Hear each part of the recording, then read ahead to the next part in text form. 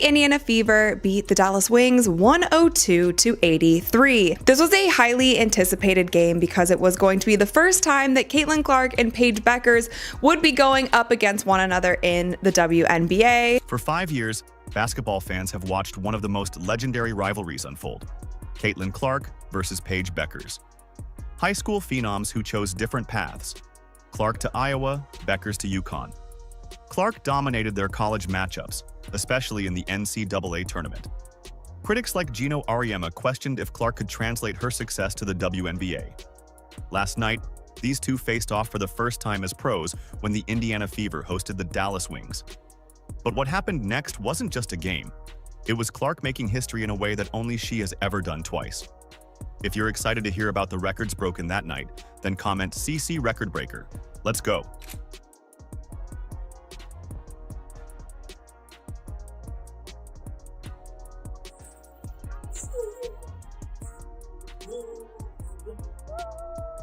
Picture this: two teenage basketball phenoms making waves across America, destined to clash for years to come.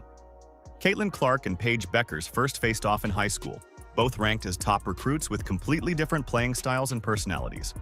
Clark brought explosive scoring, elite passing, and deep three-point range. Bueckers showcased smooth efficiency, a sweet mid-range, and court vision that rivaled that of Clark's. Hey, Caitlin. You've known Paige since middle school, AAU. You guys were on the U19 World Cup team together. Is there anything that maybe stood out then about her, whether it be on or off the court, that maybe still reigns true today? I mean, I feel like she's played in the same manner that she, has since she was, whether we were on the U16 team together, U19 team together, whether it was me watching her in AAU, she's always just been smooth. She takes what the game gives her. Her midi has always been as nice as it's been this year. She just plays way older than she is. She's confident, she's smooth, she just does everything at a high level, can score from all three levels. And that's how she's always played. And that's obviously translated really well. Their college paths diverged dramatically. Bueckers chose the legendary UConn program under Gino Auriemma, joining a dynasty that had won multiple championships. Clark picked Iowa, a program hungry to prove itself on the biggest stage. This decision set up epic NCAA tournament battles that would define both players' legacies. Clark's Iowa team crushed Bueckers' UConn dreams in March Madness. Clark dropped monster performances when it mattered most, including a 41-point masterpiece that sent the Huskies home early. She outplayed Bueckers head-to-head, winning 2 of their 3 college matchups. Basketball analysts and fans started picking sides, creating this almost mythical rivalry that transcended college basketball. And a lot of people are saying, oh, everything is she was Caitlin before Caitlin, she's better than Caitlin, and all this stuff. That kind of stopped in the media. Caitlin Clark put up better numbers in the WNBA than Paige did in college. Gino Auriemma had specific criticisms of Clark's game. He questioned her shot selection and doubted her WNBA readiness compared to his own star Bueckers. Auriemma believed Bueckers' fundamentals would translate better to the professional level. Clark's explosive scoring and Bueckers' smooth efficiency represented 2 different philosophies of basketball excellence. And Diana said it best: this kid's in for a rude awakening. And they all jumped over her, but they didn't read the whole thing that she said. But nobody's printing. Diana Taurasi was right. This kid's on the wrong team. She's got the wrong skill set to handle the physicality of that league. And she's a rookie. And if you're a WNBA player, if you're any kind of player, you're going to say, I'm going to make a statement. Both players declared for the WNBA, with fans wondering when they'd finally meet as professionals. The stage was set for their first WNBA showdown, with Clark holding a 2-1 college advantage but facing new questions about her pro game. The anticipation was massive. ABC picked up the broadcast nationally, knowing this matchup would draw viewers from across the country. Clark's recent struggles with the Fever made this matchup even more crucial for her reputation.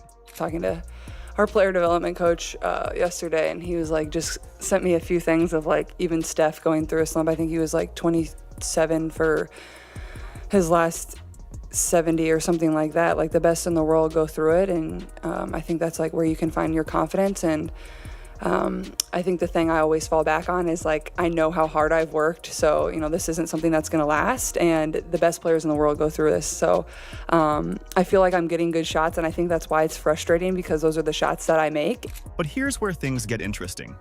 Clark's Fever were stumbling badly right before this massive showdown. The Indiana Fever had just suffered embarrassing losses to teams they should have beaten. The LA Sparks and Golden State Valkyries handed them defeats that left fans scratching their heads. These weren't powerhouse teams. They were squads the Fever should have handled easily. I feel like this stretch, this is a big game for us. I think we've struggled in the fact that we're able to play one good game and then we play a bad game, then we play a good game, then we play a bad game. So I think for us is like, we got to find a way to be able to stack really good games together. And then we go on the road and, we're on a back-to-back, which is just a challenge in itself. No matter who you're playing, we play Connecticut, then we play New York. So I think Steph's message was, yes, All-Stars coming up, that break's coming up, but our focus is on these 3 games that we have left. So in that sense, I do think it's critical that our focus just remains on the game in front of us. And I feel like that's what everybody in the locker room is doing. Behind the scenes, a philosophical war was brewing between Clark's fast-paced vision and Coach Stephanie White's slower approach. Clark wanted to push the tempo and create fast break opportunities. White preferred a more controlled half-court style of play. This clash in basketball philosophy created real tension within the organization. Clark thrived on transition basketball, but White's system didn't allow for that explosive style. The exact moment when Clark and White had their heated sideline exchange during the Atlanta Dream game became a turning point. Cameras caught every word of their intense discussion. The visible intensity and disagreement between them revealed the depth of their conflict. There is definitely something going on within the locker room, the front office. Something is off, man.